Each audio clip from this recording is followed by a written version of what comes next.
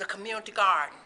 I came and I invited Commissioner Sona Singleton, and she went back into the Clayton County district, in her district, and she started a community garden at the Carl Rodenizer Center.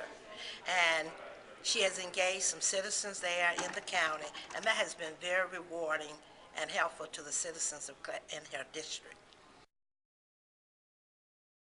The empty house next door, and simply because I am also the chair of our Neighborhood Watch Association, and we see a lot of vacant homes in our community, and the grass is growing, the houses are not the upkeep of the homes, and that's one of the things.